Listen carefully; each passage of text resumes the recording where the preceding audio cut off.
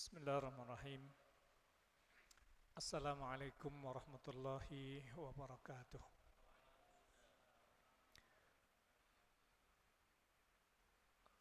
Alhamdulillahilladzi wa kafa, wassalatu wassalamu ala ibadihi alladhina astafa, wa ala alihi wa ashabihi ala ahli sidqi wal wafa.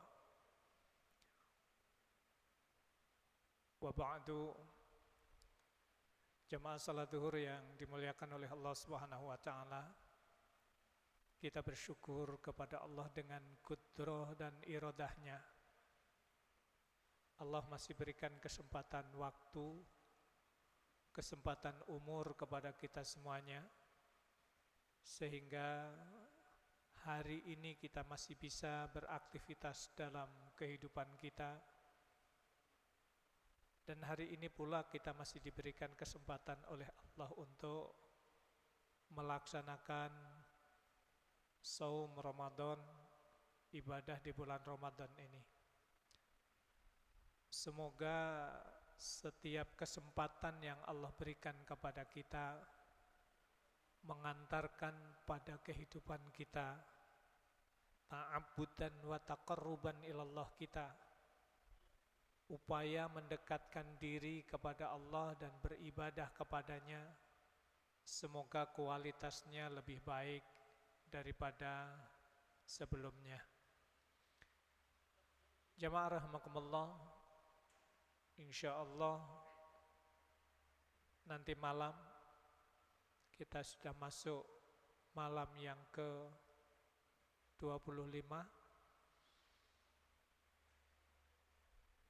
Semoga kita semuanya tidak tambah menurun. Kita harus lebih ngegas. Kita mesti harus melakukan al-musara'ah, melakukan percepatan upaya untuk taqarruban wa ta'abudan ilallah kita. Jamaah rahimakumullah, kedua orang tua kita berharap keberadaan kita di dunia ini menjadikan dampak kepada kedua orang tua kita, mendatangkan banyak kebaikan. Harapannya kedua orang tua kita adalah keberadaan kita lebih baik. Keberadaan kita menghadirkan banyak kebaikan untuk kedua orang tua kita. Di dalam surat Al-Ahqaf itu ada doa yang sebenarnya itu adalah fitrah dari setiap orang tua. Wa aslih li fi dzurriyyati. Ya Allah ya Rabb, perbaiki diriku ya Allah. Karena keberadaan generasiku.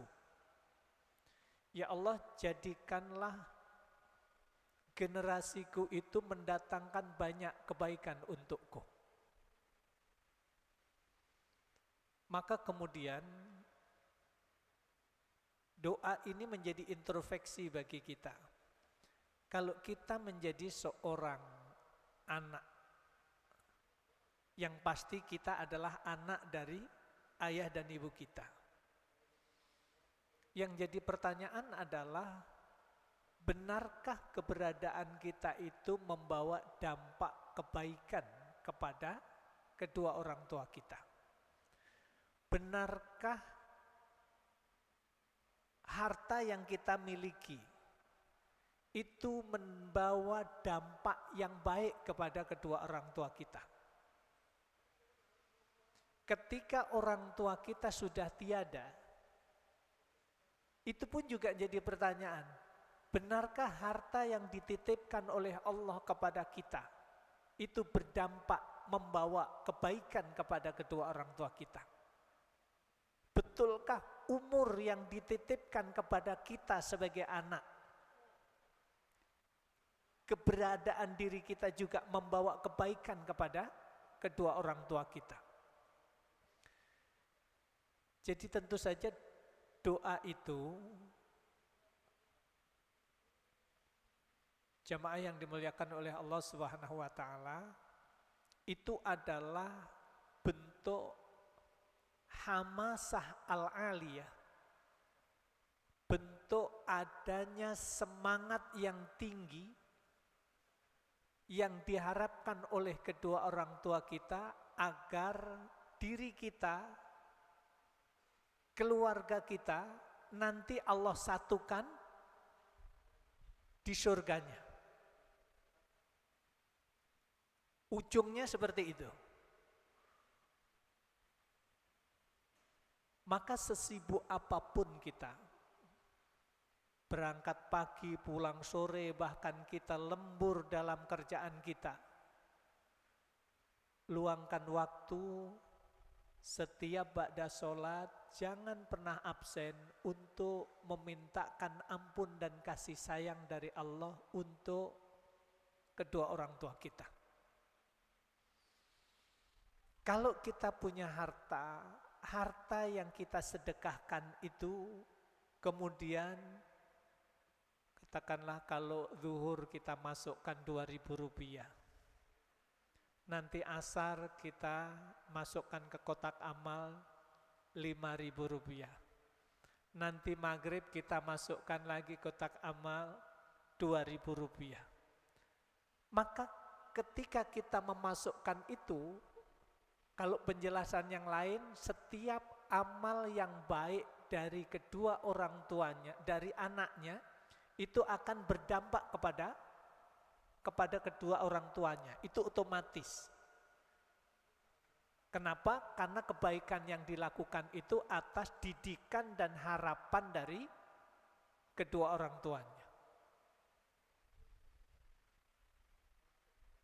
Tapi dua hal yang paling penting itu adalah memintakan ampun dan kasih sayang dari Allah untuk kedua orang tua kita, itu nasnya jelas. Jadi kalau kita berdoa Rabbik filli wali walidayya warhamhuma kama rabbayani shaghira, jamaah rahimakumullah, itu bukan doa anak TPA yang diajarkan doa untuk kedua orang tua. TPA-nya diajarkan begitu. Tapi itu bukan hanya untuk diajarkan, dihafalkan di TPA. Tapi kita sampai kemudian akhir hayat kita dalam perjalanan kita, kalau usia kita sekarang ada yang 50, 60, 70 tahun, walaupun usia kita sampai 80 tahun, kita tetap anak bagi ayah dan ibu kita. Artinya apa? Setiap kebaikan yang kita lakukan, yang diinginkan oleh kedua orang tua kita itu berdampak mengalir kepada kedua orang tua kita, walaupun orang tua kita sudah berada di alam barzakh. Jadi dua hal, yang pertama memintakan ampun dan kasih sayang dari Allah setiap ba'da sholat, luangkan waktu sesibuk apapun. Kita juga berharap pada akhirnya generasi kita nanti mendoakan kepada kita juga. Kemudian yang kedua adalah sedekah, wakaf. Kalau mau diniatkan silahkan juga. Masukkan di kotak amal 2.000 rupiah, 5.000 rupiah, atau 10.000 rupiah, atau lebih dari itu. Ketika kita masukkan, saya niatkan ini untuk kedua orang tua saya. Nanti maghrib memasukkan lagi, saya niatkan ini untuk kakek dan nenek saya. Maka pada akhirnya harta yang kita wakafkan, harta yang kita sedekahkan, Yang kita berharap adalah pada akhirnya sebagaimana yang Allah firmankan, alladzina amanu wattaba'athum dzurriyyatuhum alhaqna bihim, orang-orang yang beriman kepada Allah, kemudian anak dan cucunya mengikuti iman kedua orang tuanya, maka keluarga itu Allah katakan alhaqna bihim. Kami, kata Allah, akan pertemukan keluarga itu nanti di surga. Jadi bukan keinginan kosong kalau nanti di surga itu nanti Allah pertemukan kita dengan istri kita, dengan bapak kita, dengan kakek kita, dengan keluarga besar kita di surga. Itu bukan harapan kosong. Tapi itu adalah nanti akan menjadi kenyataan. Apa yang harus kita lakukan? Yang harus kita lakukan yang pertama adalah pastikan keluarga kita itu punya pemahaman yang sama, keyakinannya sama, akidahnya sama. Karena kita tahu, walaupun itu anak kandung sendiri, Kan'an itu masih anak kandungnya Nabi Nuh, ketika Nabi Nuh mengadu kepada Allah, ya Allah ya Rabb, huwa min ahli. Kan'an itu adalah keluargaku. Kan'an itu masih anak keturunanku. Kalau bahasa bebasnya, kalau dalam tafsir itu, maksudnya Nabi Nuh itu sebenarnya protes, mendakwai orang lain itu bisa mendapatkan iman, beriman kepada Allah dan mengiman apa yang diajarkan oleh Nabi Nuh, tapi anaknya sendiri ternyata tidak beriman, tidak menjadi pengikutnya.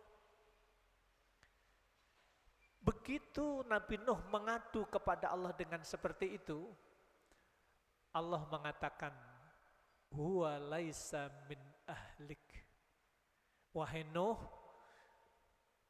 Kan'an itu memang anak keturunanmu, tapi dia bukan keluargamu. Jadi ternyata dalam Islam itu kalau beda akidah, beda keyakinan, sudah terputus dengan sendirinya. Makanya kemudian akibatnya hak waris tidak mendapatkan. Dalam hukum Islam, hak waris tidak mendapatkan kalau beda keyakinannya. Maka yang Rasulullah SAW sabdakan, ciri inilah yang harus kita bangun dalam kehidupan keluarga kita. Yang pertama, idza aradallahu bi ahli baitin khairan faqahahum fiddin. Apabila Allah menghendaki keluarga menjadi keluarga yang baik, baik kata Nabi, baik menurut Allah, surga itu pasti. Allah akan pasti berikan surga itu kepada keluarga itu. Allah akan pertemukan keluarga itu di surganya. Apa yang harus kita perjuangkan? Yang harus kita perjuangkan adalah bagaimana agar keluarga kita itu faham terhadap ajaran agamanya. Akidahnya benar, ibadahnya benar, akhlaknya baik. Cuman lagi-lagi begini Pak, tanggung jawab kita sebagai seorang suami untuk keluarga kita harus luruskan akidahnya, kita harus ajarkan ibadah yang benar. Tapi kalau kita nggak ngaji, pertanyaannya mau pakai apaan kita mau ngajarin dia? Dengan apa kita mengajarkannya? Ketika kita mengharapkan ibadahnya baik, ibadahnya benar, tapi ketika kita tidak ngaji, tidak paham terhadap kaifiyah ibadah yang benar, pertanyaannya dengan apa kemudian kita mengajarin ngaji? Dengan apa kita mengajarkan ibadah yang benar dengan keluarga kita? Makanya kemudian tentang kaifiyah wudu yang benar, kaifiyah sholat yang benar, yang buku harganya cuman Rp6.000 itu kalau kita baca gitu. Karena kan semakin kita tambah ilmu, kita juga tidak mudah untuk salah faham. Apalagi fahamnya salah. Sekarang ini terus bermunculan masalahnya. Nabi di Indonesia itu adalah yang ngaku jadi nabi atau nabi palsu di Indonesia itu paling banyak. Kalau kita lihat baca buku tentang nabi-nabi palsu, ternyata di Indonesia itu paling banyak. Dan anehnya, pengikutnya ternyata yang aneh-aneh itu juga banyak gitu loh. Dan itu bukan orang biasa, kalau dalam yang paling gampang kita ingat. Yang di Cempaka Putih siapa Pak? Yang wanita siapa? Masih ingat? Itu pengikutnya ternyata alumni IAIN, Syarif Hidayatullah, IAIN Yogyakarta. Nggak tanggung-tanggung gitu loh.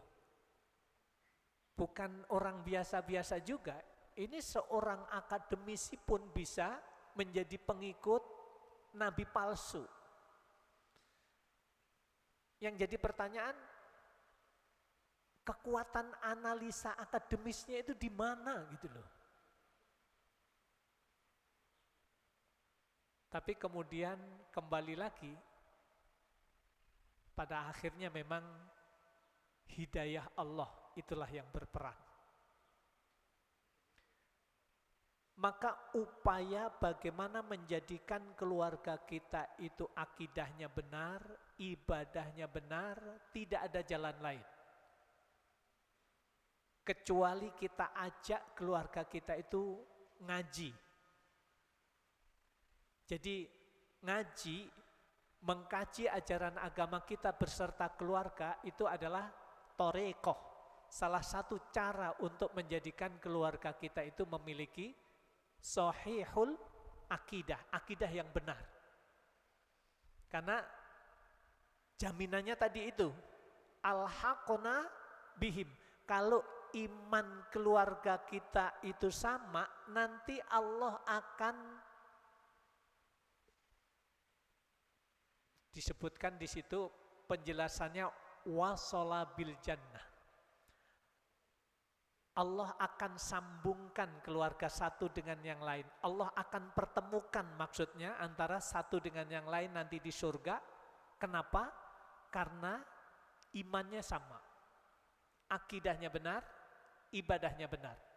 Kemudian yang kedua, perjuangan untuk keluarga kita yang harus kita bangun. Kita berangkat pagi, pulang sore, kita lembur. Yang harus kita perjuangkan adalah pastikan keluarga kita itu diberikan rezeki oleh Allah, bentuknya adalah ar-rifq. Rasulullah katakan warrazaqahumullahu rifqa fi ma'isyatihim. Jadi kalau keluarga itu nanti dikehendaki oleh Allah menjadi keluarga yang baik, Allah pertemukan nanti di hari akhir bersama keluarga besarnya, Cirinya adalah Allah berikan rezeki kepada keluarga itu bentuknya adalah ar-rifq. Rifq itu hati yang lembut, hati yang bening, hati yang bersih. Ini Allah akan berikan sebagai bentuk rezeki kepada keluarga kita apabila memang ada ikhtiar yang maksimal.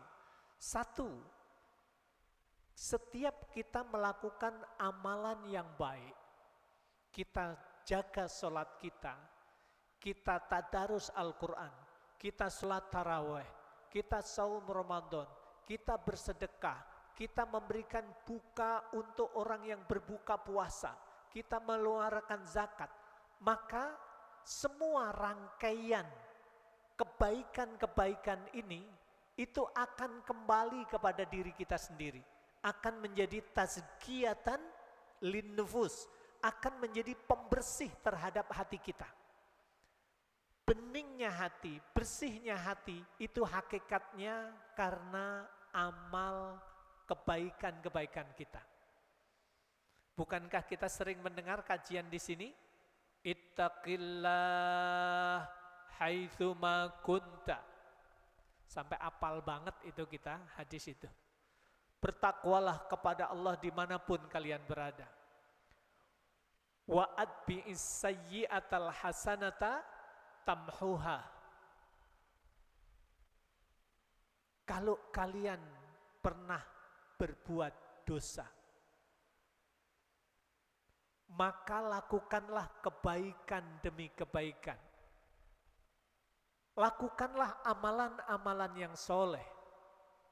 Karena amalan-amalan yang soleh yang kalian lakukan itu tamhuha, akan mengkikis, akan menghapus, akan menghadirkan ampunan dari Allah yang kemudian menjadikan hati itu bening bersih kembali. Jadi, halo, Pak, masih nyambung ini? Kalau ngaji zuhur itu ya memang jamnya jam istirahat, namanya juga istirahat gitu ya. Begitu mulai ngaji, doanya juga Bismika Allahumma ahya wa amut. Enggak apa-apa, insya Allah niat duduk ngaji, niat jadi pahala, insya Allah. Walaupun tidur beneran gitu ya, insya Allah tidur kita juga bernilai pahala. Cuman yang membedakan nanti ilmunya nggak dapat, itu aja. Pahala niatnya dapat.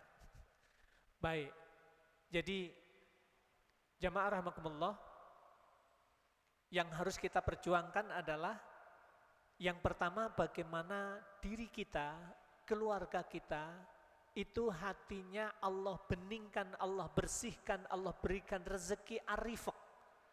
Nanti tandanya ar-rifq itu dimanapun kita berada, berteman, bersahabat dengan siapa saja, orang itu tidak merasa kita zalimi, tidak merasa tersakiti, terhina, terendahkan, tidak merasa tidak nyaman karena sebab ucapan dan perbuatan kita. Dia merasa enjoy saja. Bersahabat dengan istri kita, dengan keluarga kita, dia nyaman-nyaman saja. Kenapa?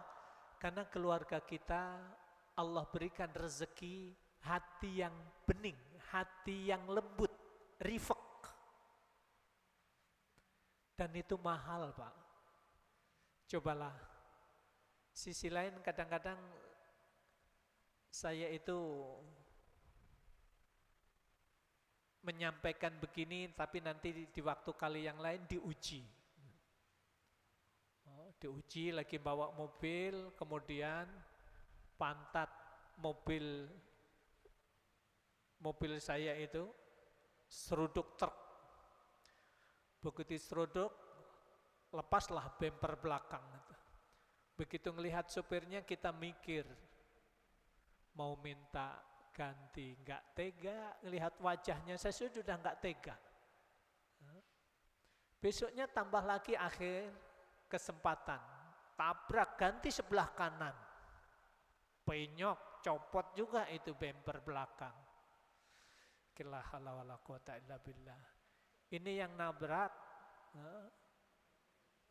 sopir mobil bak bawa ikan mujair. Ini sopir bukan yang punya, berarti tugasnya nganterin ikan ke pasar induk. Mau marah, mau minta ganti, enggak tega. Ya sudah, ini ujian, rifaq enggak gitu. Allah kasih hati yang bening enggak gitu. Karena sederhana saja, kalau orang itu hatinya itu kotor, hatinya tidak lembut, bawa mobil, baru diserempet spionnya saja, tak, pecah enggak, tergores enggak, cuman belok aja sedikit gitu. Itu buka kaca jendela mobil, kemudian ngelongok sedikit itu kepala. Ketika ngelongok itu kira-kira bunyinya subhanallah apa Allahu Akbar. Ketika bunyi, dasar nyet, motor yang nyerempet itu sudah jauh. Kata istrinya, ayah jangan gitu dong, jangan marah-marah gitu. Mama enggak usah ikut campur, ini soal harga diri. Udah deh. Sementara yang punya harga itu mobilnya, dianya kan enggak punya harga. Akhirnya kata-kata kotor itu keluar dari lesannya. Sementara itu pecah enggak, tergores juga enggak. Gitu. Maka kemudian itulah mahalnya rezeki yang kemudian disebut rifaq gitu. Kemudian yang kedua, rifaq itu kita minta kepada Allah, berdoa kepada Allah agar diberi hati yang lembut. Karena kalau kalimat hadis tadi wa khaliqin nas bi khuluqin hasanin. Pergaulilah, bersahabatlah dengan sesama manusia dengan akhlak yang baik. Akhlak yang baik itu tidak akan lahir kecuali hatinya diberikan oleh Allah yang disebut rezeki yang rifaq tadi itu. Jadi Bapak Ibu, jamaah semuanya, kalau kita mendengar Allahu Akbar, Allahu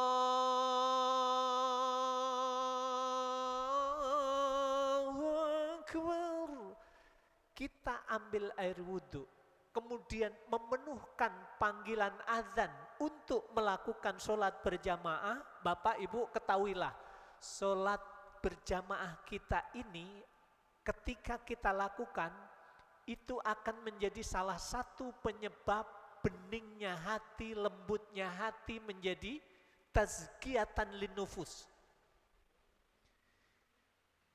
Jadi jangan sampai muncul tuh sudah azan daripada sholat di ruangan kantor begini.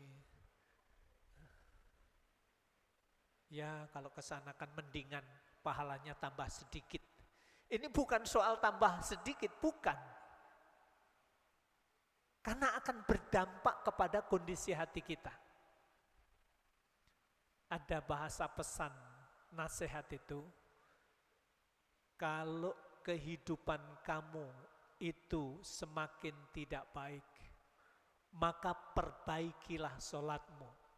Allah akan menjadikan hidupmu itu menjadi baik. Kalau merasa banyak masalah dalam kehidupanmu tak terselesaikan, koreksilah sholat yang engkau lakukan. Ya dikoreksi kualitas kekhusyuannya. Salah satu kualitas kekhusyuan sholat itu, ini jujur aja, sampai hari ini kita itu baca doa dari takbir iftitah, kemudian baca Fatihah, baca surat, kemudian doa dalam ruku, doa dalam sujud.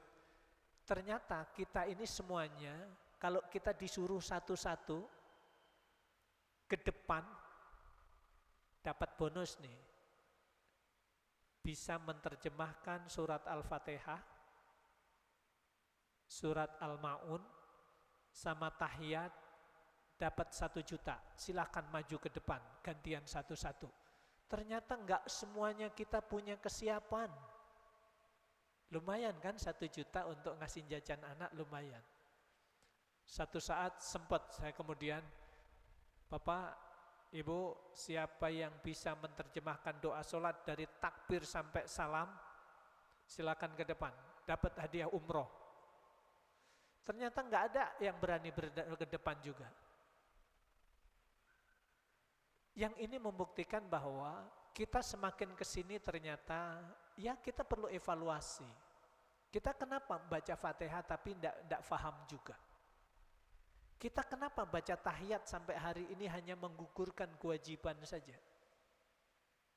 Kenapa kita mendalam tidak memahami tentang Subhana Rabbiyal A'la, Subhana Rabbiyal A'la, itu subhanallah. Kalau kita mendalam betul memahami tentang itu akan mengantarkan hati kita itu semakin tunduk. Sujudnya kepada Allah itu akan lebih maksimal. Itulah yang kemudian jamaah rahimakumullah kita harus perjuangkan. Dengan semua kebaikan yang kita lakukan, insya Allah, Allah akan berikan hati yang bening, hati yang lembut kepada kita. Dengan mohon kepada Allah agar diberikan rezeki yang lembut hati kita, insya Allah akan Allah kabulkan. Tapi itu tadi, kita harus berupaya berusaha menjaga kebaikan-kebaikan yang selama ini kita lakukan, dan insya Allah itu akan berdampak kepada kondisi beningnya, bersihnya, lembutnya hati kita yang nanti akan tampil dalam kehidupan kita, akan menjadi sosok orang yang membuat aman dan nyaman bagi yang lain. Mudah-mudahan ini ada manfaatnya.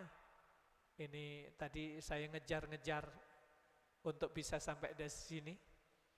Dari Perawang, berangkat dari Perawang Pekanbaru, jam 9.10 menit terbang ke Halim, jam 11.10 menit naik taksi ke sini.